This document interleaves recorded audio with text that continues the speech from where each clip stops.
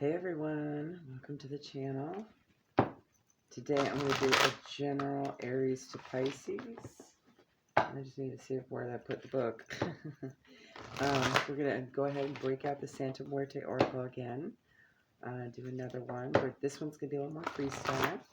I'm going to pull one Santa Muerte card for every single sign. I'll timestamp down below. I will also accompany it with a Halloween oracle. Alrighty. Alright, Spirit for the collective. Let us know what we need to know at this time. And guidance, please and thank you. I can do a better job lighting that. There we go. Oh, this one smells great. This is the White Sage and Lavender by Native Soul. They have an amazing selection of incense. Alright. Just going to quickly shuffle this. And we'll get started. Alright, Aries. Bear with. I will attempt to pronounce any god's names as much as possible. Alright, for Aries. Spirit. What is your Santa Muerte Oracle guidance for Aries at this time, please and thank you. If more than one pops up, that's okay. Alright, let's get your Halloween Oracle to accompany this. Please and thank you, Spirit. Alright, you got two. Spirit said more than one, that's fine. Alright. So, your Santa Muerte Oracle is number 24. Alright. Still learning this deck, so I'm going to still use the book. Flux. The last card of the World of Formations shows us that we can only obtain self-realization and do significant things in the world if we understand that our present is generated and connected by every kindness and every crime of the past in a continuous flow.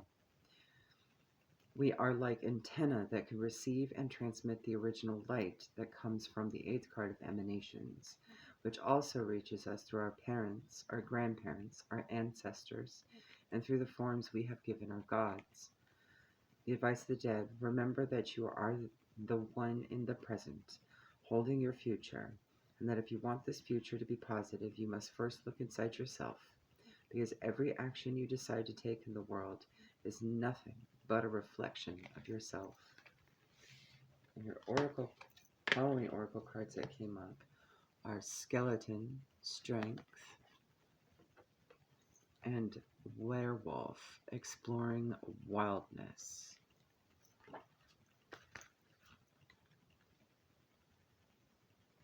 Okay, Skeleton.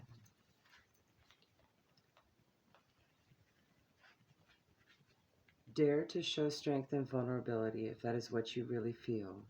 Shame, pride, grudges, or embarrassment are hefty burdens that need not be carried through the darkest of nights. Werewolf. Went too far on that. The werewolf is a kind of shapeshifter, but one that has traditionally had little control over his wildness. In a way, an inner battle between civilization and wild animal nature fights inside one body. The vitality, strength, and freedom of the animal versus the reason, control, and intellect of the man. Which one, though, is the dominant force? What is the healthy balance between our animal nature and one that is wild, free, and connected to nature, and our radically civilized humanness separate from or dominant over nature?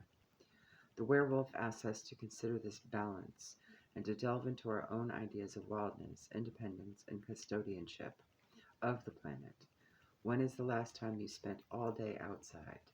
When is the last time you threw your head back and howled at the moon? Do you quash the vitality and curiosity of your body and mind by sitting all day in front of the computer? The werewolf challenges you to weave a balance between nature and your own nature. There you go, Aries. Hopefully that helps.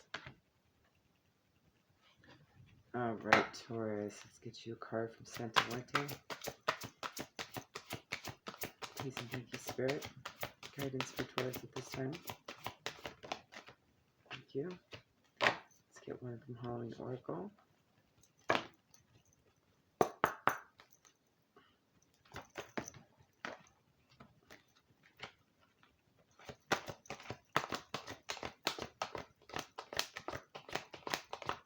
Please and thank you. All right. Your advice is number 28 from the Santa Muerte. Let me get the book here quickly. I believe this is the one about making decisions based on, not based on your past, but based on the future, right? Action. This extremely dynamic card pushes you to continue your actions, especially in the direction of a specific choice that you'll see illuminated by the sun. You have obtained good results, but you must understand which direction to take them in. No work can become great, positive, and universal if one does not constantly act to bring it and spread it into the world. In case of a deadlock, it will be necessary to project oneself towards the future and understand where the present's problems come from, perhaps by reconsidering the actions of the past. The advice of the dead: you have the necessary baggage on your shoulders to face the new adventure before you. Do not fear, and proceed without giving the problems of the past too much importance. Okay, so perhaps your guidance from Halloween Oracle, Barmbrack, Sweetness and Synergy will kind of tell you what you can do towards working towards the future rather than looking at the past, right? Barmbrack. A pea, a cloth, a coin, a ring, and stick. Within a loaf of speckled sweetness, slice it and eat it, a glimpse of my fate's completeness. Not quite a cake, and not quite a bread. Barmbrack is a sweet loaf, larger than a typical broad loaf, baked with flour, sugar, salt, and dried fruits such as raisins. The making of barmbrack is an Irish tradition that still stands around Samhain, Halloween. The person baking the loaf would be sure to set the intention for love, truth, and synergy while preparing. Inside the dough, a number of special objects are hidden and baked into the loaf. The objects are used as a kind of random oracle. Each one has a particular meaning which represents the fate of the person who found it in your slice. The traditional objects include a coin, a pea, a stick, a ring, and a small piece of cloth like muslin. Some other traditions made in more modern times were religious medals. Should your slice of the brack contain a coin, this would indicate prosperity and good luck. The pea unfortunately meant that no marriage would occur for you that year, yet finding the ring meant a marriage was certain. The stick, to be avoided at all costs, indicates disputes and unhappiness, and finding the cloth meant bad luck and little money ahead. This card indicates a curiosity to know what is ahead, but it's important to balance that with the now. After all, we have the tools to change our future, should we choose. Thus, like the skeleton in number 28 there, the baggage is already on your backpack. You already have the tools you need, right?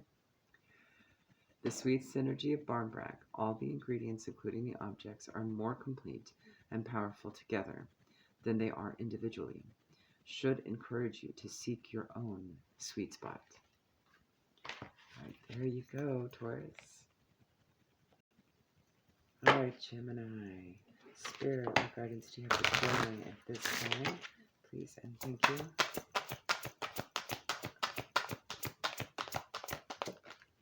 All right. And from the Halloween Oracle, please and thank you.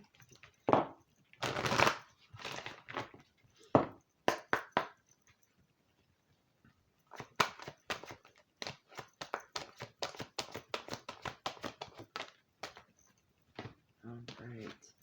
You have card number 22. And you have the Witch, the earthly weaver of worlds.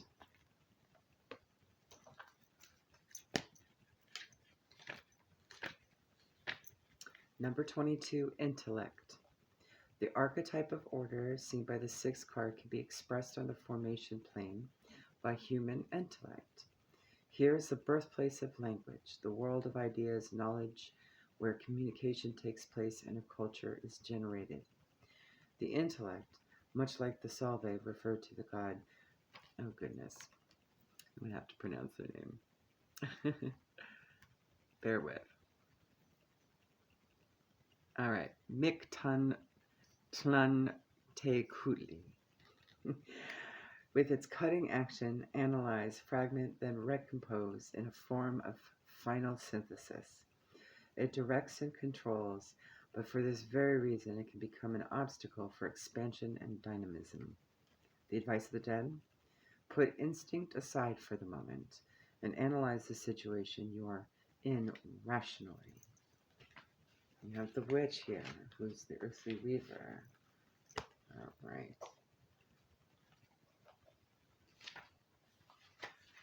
Earth, air, fire, water, a woman lovely, a woman strange, weaver the world's moon's daughter, witch, the catalyst for change.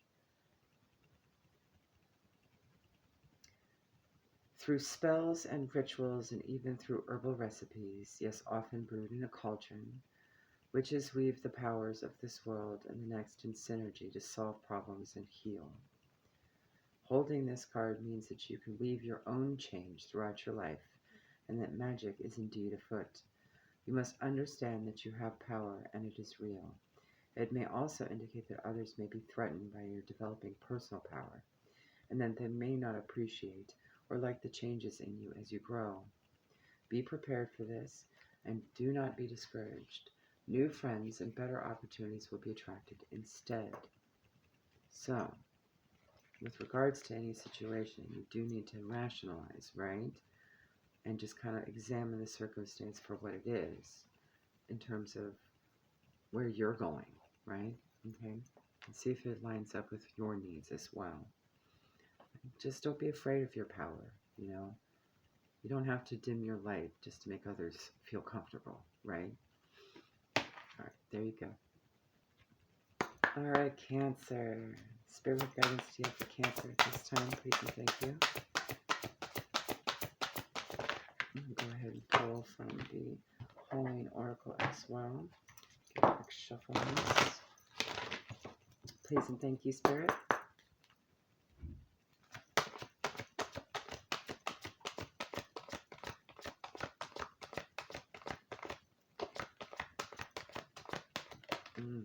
All right. The first card out is number 16. I believe this is Quetzalcoatl. I'm never going to pronounce his name right. All right. Let's see here. We have reached the final card of the world of creations, with what may be the most important Aztec god, Quetzalcoatl, or the feathered serpent, was worshipped as the god of knowledge, dawn, merchants, the arts, and professions. He is associated with the wind and the element of air. He is therefore connected to intellect, education, books, and the invention of the calendar. Do not fear and do not give up. Through perseverance and insistence, you will reach the goal that you desire and that most of all you deserve. Your card from the Halloween Oracle is the Skull of Darkness, Blind Spots.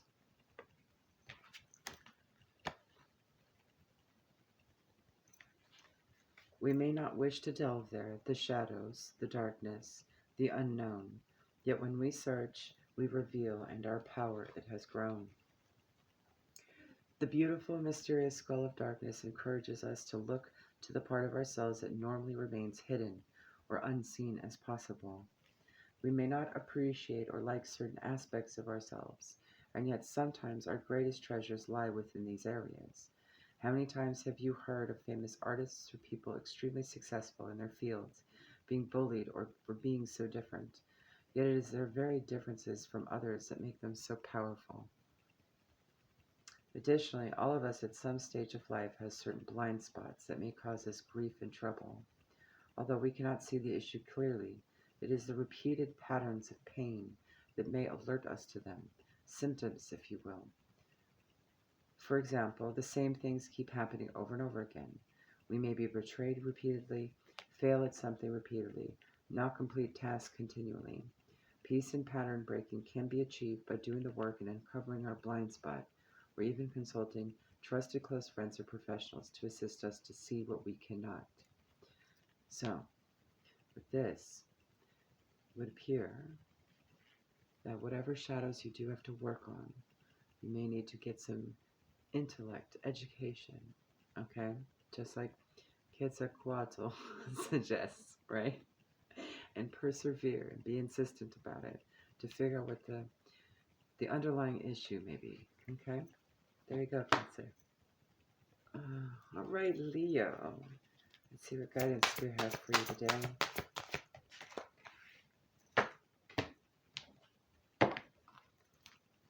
Please and thank you, Spirit. Ooh, nice. Oh, okay. I know what these two are. New deck even, and I know what it is. Okay. Number 3. I believe this is Chaos. And you have the Vampire. Emotional intelligence.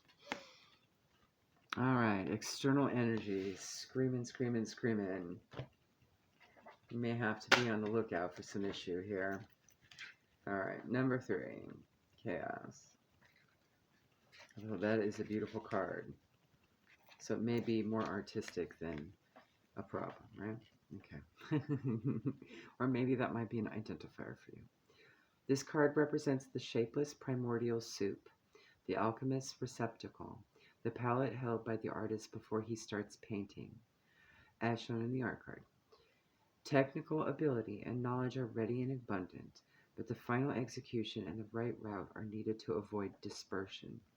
Without quick and aware action, you face the risk of drifting away, feeding entropy or remaining trapped in a stalled situation. And perhaps it's stalled because you do have this vampire around, okay? It's time for action. Analyze and choose all the opportunities available to you quickly without fear of cutting something out. Vampire. This card has a few meanings to it, so this can mean a few things for you. Could mean an external energy of an emotional vampire, but it could also just mean like an emotional imbalance too that needs to be taken action on, okay? The deepest, the coldest, the craving of the blood, the hole never filled, the longing like a flood. The vampire is an interesting figure because it is both horrifying and desirable.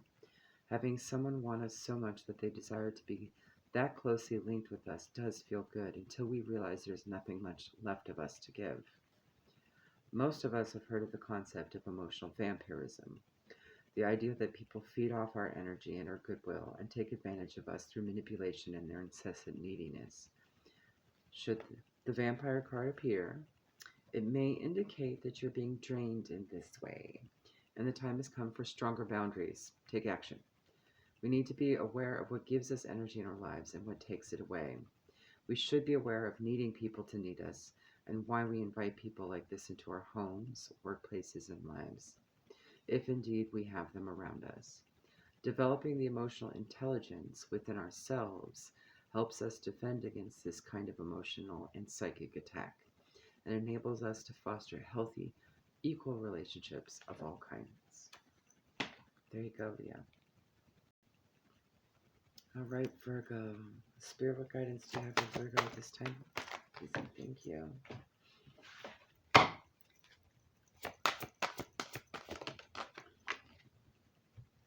All right, you have card number 2.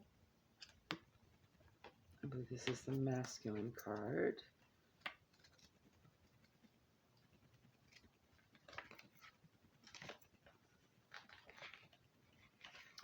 Yes, it is.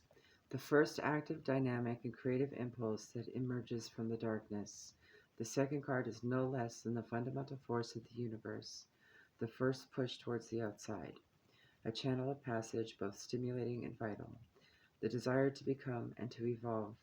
This desire, however, cannot be satisfied because the energy, much like fuel outside the combustion chamber, is not yet structured, disciplined, and stable. Your abilities are at their peak, but you need to focus better on your objectives, perhaps asking for advice from a masculine or paternal figure. And your Halloween Oracle card is Barmbrack, sweetness and synergy. These two seem to be tied together a little bit. Hold on a sec. All right. This indicates a curiosity to know what is ahead, but it's important to balance that with the now. After all, we have the tools to change our future should we choose. The sweet synergy of Barmbrack, all the ingredients, including the objects, are more complete and powerful together than they are individually, should encourage you to seek your own sweet spot. And it would seem that one of those items that goes in the Barmbrack that would kind of piece everything together might be some guidance that you need to find from a masculine energy first. There you go, Virgo. All right, Libra, let's get some guidance from Spirit, please and thank you. What do you have for Libra this time?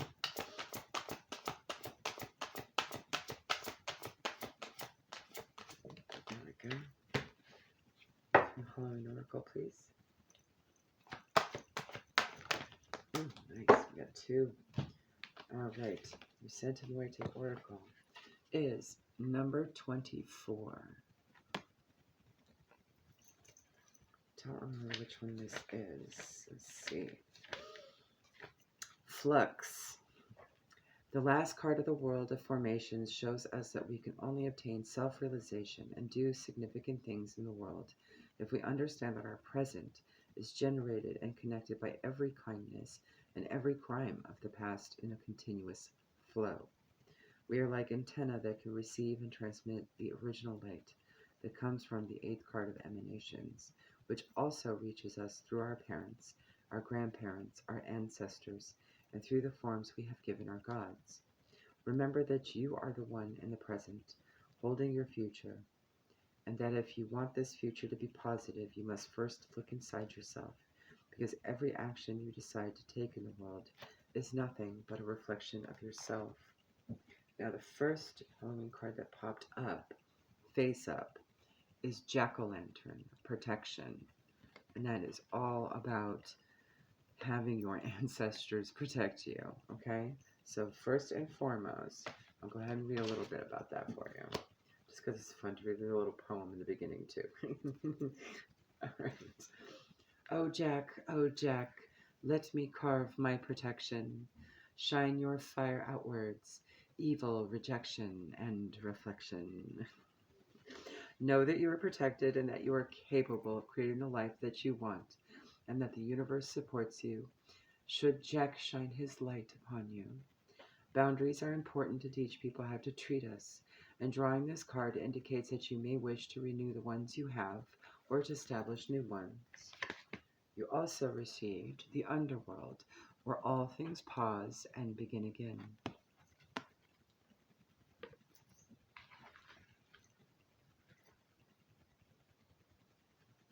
This is definitely a card of rebirth. Trying to figure out where, oh, there we are. Another realm, shadow-filled. Travel from death's bed, where we stop and transform within the realm of the dead. You are being asked to consider exactly what you have to do to transform your life into something you find easier or more authentic to you. This may involve changing course. It may involve trials and tests. Keep moving.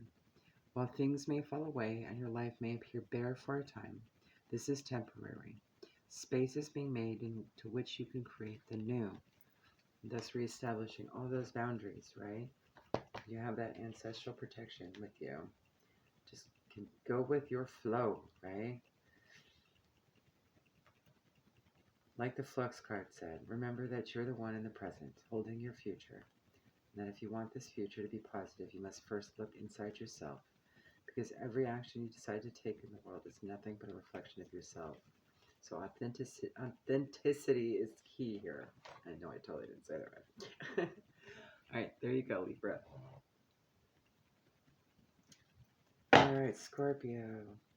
Spirit, what guidance do you have for Scorpio at this time? Please and thank you.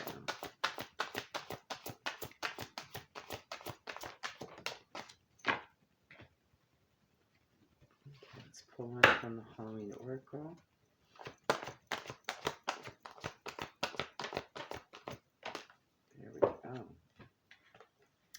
All right, so from Santa Muerte, you have card number 30.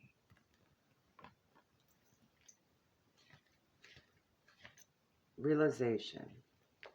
It is the card of the accomplishment of one's work, the realization of one's projects, but also the comprehension of the entire process we are immersed in. Something with faraway roots has passed between our hands, infused emotions into our hearts, and finally bloomed like a flower in our mind and then in our work. We are made up of the same particles that make up any other atom of the universe. When we are moved by something, it is the universe that watches and is moved by itself, participating in this joyous merriment that was made possible only by the form, albeit a transitory one, that the Holy Mother has given us. It is time to understand the nature of your act because realization is coming and results are near. The Halloween oracle you got is Skull of Flowers, creating through the ashes.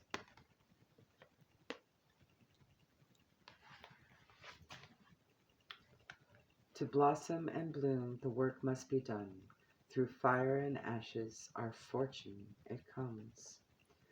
This card illustrates that there is a sureness and yet a rawness to creating again, to starting afresh. Sometimes the universe gives us a blank slate to work from, so we can build what we really want, rather than just settling for less. The Skull of Flowers celebrates not just a kind of phoenix energy, but an energy of success and full bloom through adversity. So, once you realize that, you've got some results coming, okay? Create through those ashes. Something's ending, but you're like a phoenix. You have all the ability to create from here on out, right? Just realize that. Realize what you can potentially do. There you go. All right, Sagittarius, Spirit, what guidance do you have? Nice, already. Right. All right. Come from the Halloween Oracle, please. All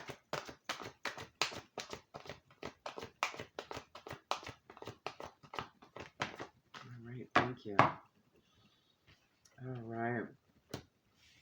I already see where this one's going. We have card number 24 from the Santa Muerte. I believe this is the Flux Flow card. Yep. The last card of the World of Formations shows us that we can only obtain self-realization and do significant things in the world if we understand that our present is generated and connected by every kindness and every crime of the past in a continuous flow.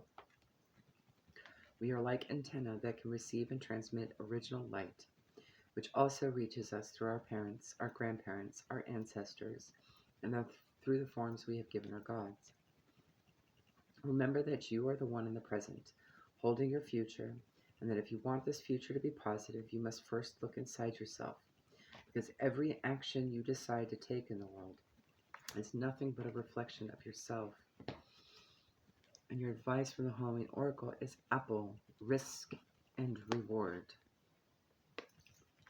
which definitely ties into what decisions you might have to make, right? Balancing out what's a risk or a reward, essentially. I'm going to go ahead and read the whole thing. Sweetest icon, risky bred desire, poison and freedom, tempting hearts afire. Apples have been a symbol of Samhain for a very long time. Apples, when cut in half, have a seed pattern that looks like a pentagram, and so the Celts held the fruit to be sacred. Bobbing for apples, a game traditionally played at Halloween, has its origins in the Samhain festival, and is one of the oldest associated with this celebration. The traditional way to play is to place 3 or 13 apples into a barrel of water, and the game is to try and bite an apple while it floats and bobs in the water. Hands must not be used, and people often compete with each other, bobbing at the same time. It is believed that the Romans brought the custom to Britain, and there are quite a few images recorded through art of this activity in both cultures. It was said that unmarried women who placed the apple they had bobbed under their pillow would dream of their future husband. In Newfoundland and some parts of Ireland today, Halloween is called Snap Apple Night. Candy apples, apple on a stick covered in toffee, although not quite as popular now as they once were as Halloween fare, are now making a comeback as a fun, simple treat to prepare on this night. Apples have been an iconic part of mythos from ancient times to modern. The story of the poison apple in Snow White, to the Roman goddess Pomona's magic apple tree, to the Christians tempting fruit in the Garden of Eden. Should you receive this apple in your reading, it's time to look at how risk plays out in your life. Are you hedging your bets and not trying anything new? Do you want change but are not willing to change anything? Are you willing to risk to get a greater reward? Or alternatively, are you risking too much or too often?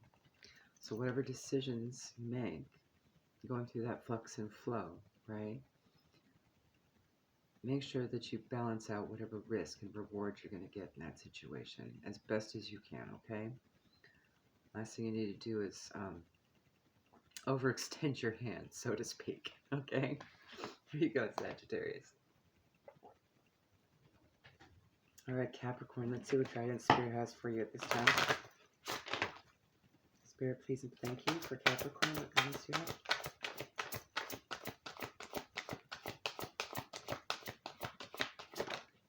All right, you wanted that one. And from the Halloween Oracle, please.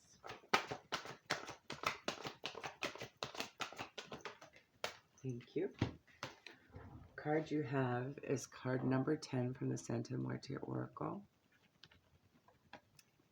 I'm trying to remember which god this is. Let me get up my list so I know how to pronounce the name. All right, number 10. I think it is, but I'm not sure. Let's see. Yes, it is. All right. Number 10. Mictlantecutli, the king of the dead and the afterlife, ruler of the deepest part of the underworld, along with his wife. I can't pronounce her name. And she's, oddly enough, she's not on this list. It's so strange. Okay. Mictlantecuhtli. He forms the binary and complementary opposition of disaggregation of bodies and matter. We see him devouring a body, for rupture and fading out are the starting point for any successive work of creation or regeneration. He is the alchemic solve, to separate, the analysis before synthesis, the phoenix that dies and turns to ashes before rebirth. It is time to look at the situation, whatever you're in, from a more in-depth point of view, to analyze the circumstances before putting the pieces back together. So it's about reevaluating a new perspective. Whatever puzzle you're trying to solve, you might have to take it apart to redo some bits, right? Then you have graveyard, unnecessary fear. So this could have something to do with some fears that you're trying to overcome.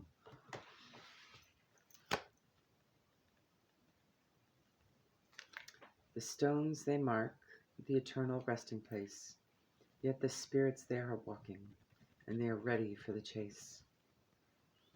Today's modern graveyards are restful places, normally highly manicured and very well set out. While they can be places of profound sadness, few are the creepy Gothic places of old, yet they still hold an undercurrent of fear and seem frightening places. Due to countless stories of haunted graveyards, the thought of walking through cemeteries evokes fear in many of us. We imagine zombies and ghosts rising from the graves, and bad spirits hiding out, waiting to harm an unsuspecting living person who walks by. The idea of being at a graveyard after dark, or worse at midnight, is the stuff of dares and nightmares. But this isn't the way with every culture.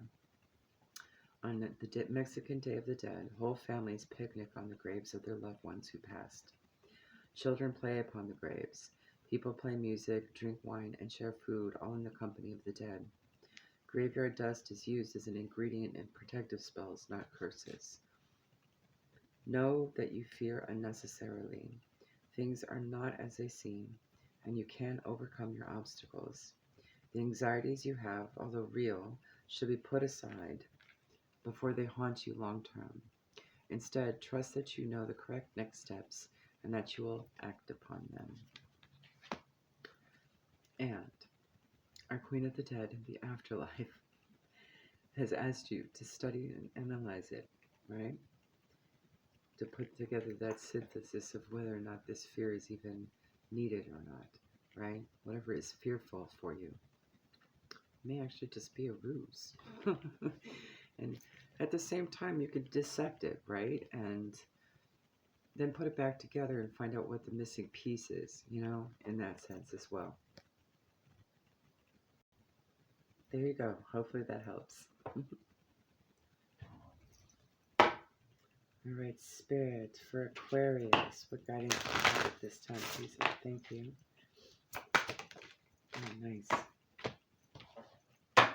And from our Halloween Oracle, please. Ooh, I'm loving this already. I can see what this is. All right. You have a number 7 from the Santa Muerte Oracle. I believe that's the feminine.